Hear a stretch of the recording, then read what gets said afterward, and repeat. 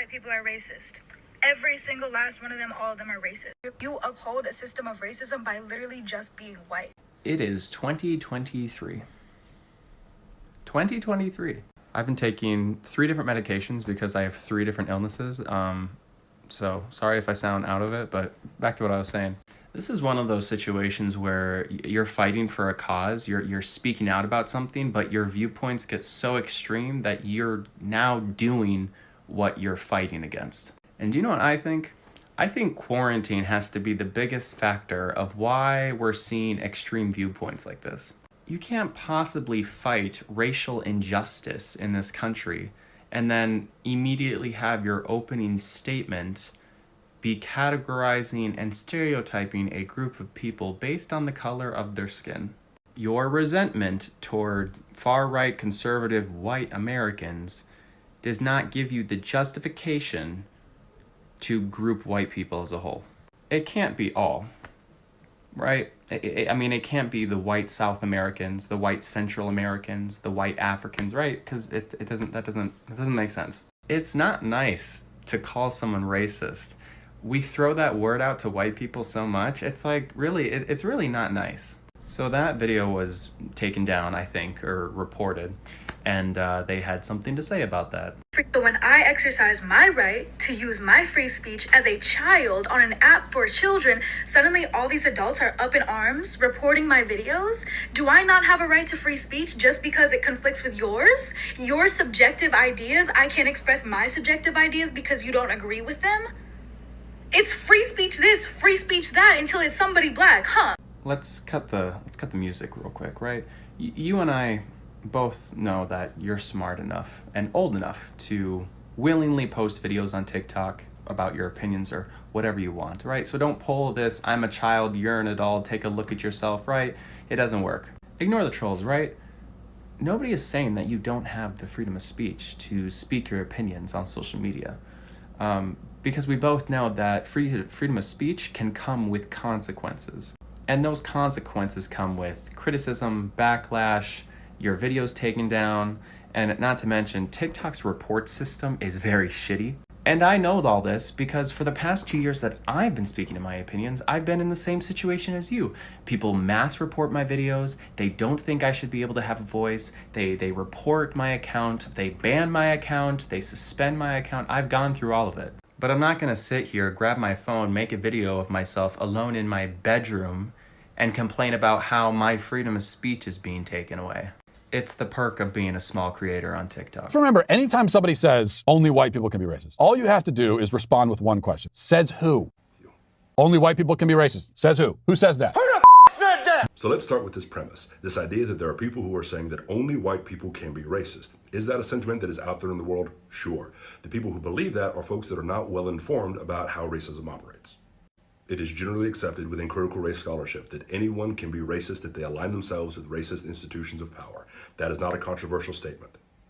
What I find interesting about this argument is that coming from someone who is overtly against anti-racism, addressing this subject matter on his show elevates the visibility of this argument to make it seem like this is a common and widely held belief among people who are anti-racist. You do, but where are you getting that from? I do, because I'm a critical race scholar and I've never made this claim. Why should I accept your definition of racism? I understand that that's your claim, that's your belief, but why should I give a damn? Why should I believe it? Oh, you don't have to listen to me. You can listen to people like Patricia Hill Collins, Dorothy Roberts, Kimberly Crenshaw, Lisa Flores, Eduardo Bonilla Silva, Thomas Nakayama, or a whole list of people that I could go on and on about, but only if you're interested in intellectual honesty, and I'm concerned that may not be the case here.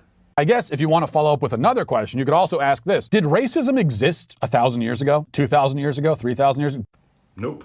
Our modern conceptualization of race didn't really solidify until roughly the 17th and 18th centuries, mostly having to do with the laws surrounding the enslavement of Africans and their presence in the Americas, as well as pseudoscientific efforts to explain race. That being said, the earliest origins of our concept of race go back to the mid to late 15th century, having to do with the European enslavement of Africans and their export across the world. Did it exist in ancient times? Did racism exist back when people were slaughtering and enslaving outsiders just as a matter of course? Again, no. Humans have always found ways to divide ourselves from each other, whether it was along lines of national identity or ethnicity, tradition, cultural practices, religion, what have you, but they could not divide themselves according to an idea that did not exist at that time. Because if racism is inherent to white people, this is an interesting rhetorical sleight of hand, because the premise of the video is that only white people could be racist, but that is not the same thing as saying that racism is inherent to white people, as though there's something about having fair skin that intrinsically ties you to racism devoid of context.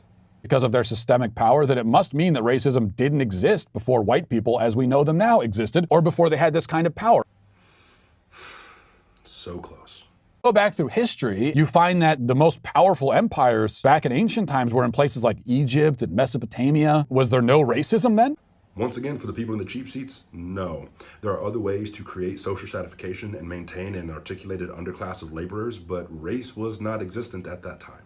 Was it an anti-racist utopia which just so happened to subsist on slavery and conquest? And this is another interesting rhetorical sleight of hand, because the idea here is that if there was no racism, then they must have been anti-racist. However, in order to be anti-racist, racism has to exist, and it did not at that point. Furthermore, this idea that anti-racism coexisted in this utopic society alongside exploitation and enslavement is the real point of this message. This idea that anti-racism or diversity, equity, and inclusion efforts are going to inevitably lead to the subjugation and exploitation of another group of people, in this case heavily implied to be white folks, is a decades-old white nationalist talking point that holds no credibility at all. It's not nice to be racist. I don't know what you thought you was doing with this carebear-ass message, but what you did do, if you look in the comment section, all you did was get people that get called racist, probably because they're being racist. It's basically be like, yeah, the people that called me racist were just being mean to me and overreacting. Those people are the true racists. I don't see color. Do you believe systemic racism exists? Black Americans suffered roughly 250 years of race-based intergenerational chattel slavery, where they were beaten, raped, tortured, cannibalized, and enslaved. Very few Black Americans had wealth because of these conditions that were forced upon them. When the 13th Amendment was put in place, which ended race-based intergenerational chattel slavery, it said that indentured servitude and slavery was still acceptable as punishment for crime. Not every state had a prison at the time of the 13th Amendment. But after the 13th Amendment was written into law, every state started investing in prisons. And every state created these laws, which were universally known as the Jim Crow laws, which basically made it illegal to be black. So the United States started rounding up Black Americans and enslaving them in the prison system, while at the same time destroying their properties and their wealth. It has been roughly 50 years since the end of the most previous Jim Crow era. White Americans had over a 350-year head start while building their wealth and empires off of the backs of Black Americans. Ignoring the fact that Black Americans make up 38% of the prison population and only make up 13% of the US population, which is an obvious sign of racial discrimination stemming from the Jim Crow era, Black Americans never received reparations, so how are we equal? If you are born Black in the United States, you are 48% likely to be born into poverty. If you are born white in the United States, you are 7% likely to be born into poverty. That is systemic. Equality does not exist in the United States. The idea that it does was fabricated in order to hide the fact that systemic racism still exists today. Learn up.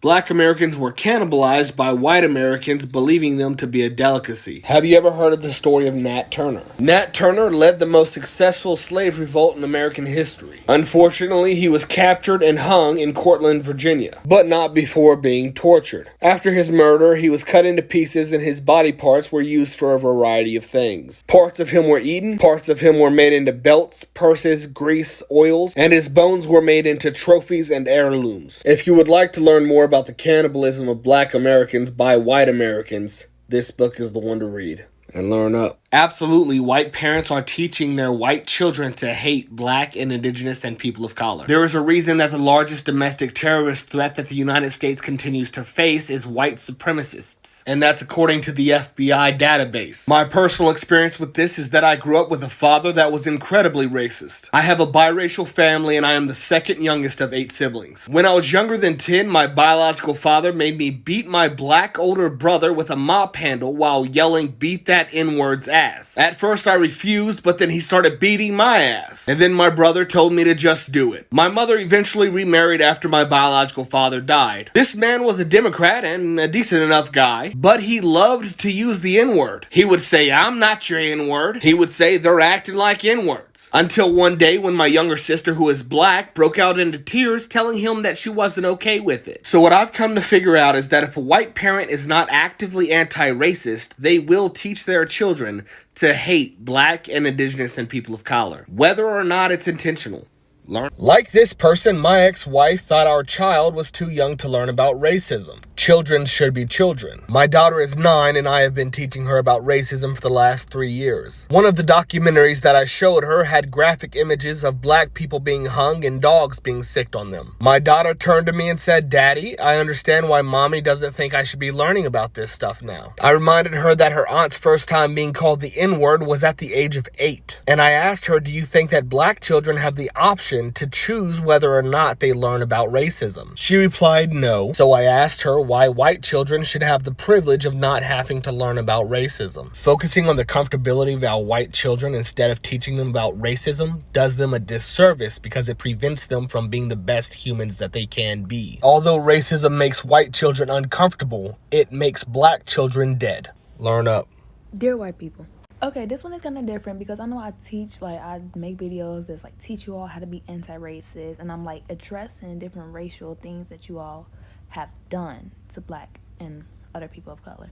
However, I have never, ever acknowledged the people who has actually not done any of these things, who is trying to make a change in society, who is supporting people of color, who are supporting black people, who are actively making a change. And yeah, it's the bare minimum. I know that I should not be thank you all for not being racist, but that's not what I'm trying to do. I'm thinking of people who have took time out of their day to read a book by a black author to understand the black struggle. I'm thinking of white people who has went to a support group to call for change within the black community. I am talking to the white people who have went to protests regarding the Black Lives Matter movement or anything that has to do with black people and has protested and stood with us since day one. I am thinking of white people who has made videos trying to educate people that look like them so they won't be racist, knowing that they have privilege, but trying to tell their friend, their cousin, that they have privilege so we can live in an anti-racist society. I'm thinking of white educators who teach about race and racism in their classroom despite of what their colleagues may say. I'm thinking of white people who don't use their privilege for bad but for good. And I know that what I am saying can be deemed as the bare minimum. But I have this ideology that if we want change to come, we all need to stand together. Is it going to be perfect? No, it's not. But can we create an anti-racist society with only one group? No. I'm going to use this example. Just say you're a new person in the school or you just tried some new food for the first time. You're going to be scared on that day. You're not going to know what to expect, what you just did, or nothing like that. But then there will be a person to come up to you and be like, OMG. Hi, you were so brave. Like, that's really good what you just did. That is going to motivate you to keep doing what you just did. Since you took that risk and you got complimented and somebody acknowledged you for that, you're going to want to keep doing it again and again. Same thing goes with race. If I see you actively trying to learn about the black experience, I am going to thank you. Because that shows me that you're taking the risk despite of what everybody else says, and you're actively trying to understand and learn more. Now, that is not the bare minimum. That's being smart. Why do you teach anti-racism to white people? They clearly don't care. I get this a lot from black folks when they see my videos on social media. I also hear, well, where are all the good white people at? If there are so many good white people, why is systemic racism still so prominent in every sector, industry, and aspect of our society? So here's my advice to all of the good white people, okay? To the ones who respond to statements about systemic racism with not all white people, and to all aspiring anti-racists. Make some noise. Why are y'all so quiet, subtle, and passive? Why do you move so slowly, patiently, and secretly? Do you see how loud, in your face, and aggressive people are when it comes to laws about abortion, gun control, or teaching critical race theory in schools? We need the quote-unquote good white people to bring that same energy when it comes to dismantling and fighting against systemic racism. To the not all white people crew, we need y'all to make some noise. Where y'all at? What? You started this off by saying not all white people are racist. My friend Tracy replies with, but are all people anti-racist? And you said no, because people are still raised by racist people. I'm not saying you're wrong, but then I added, society teaches us to be racist.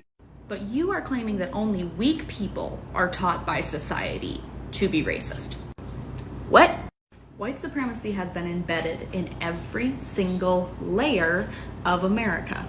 America was built upon it. We haven't done the work to shed ourselves of white supremacy.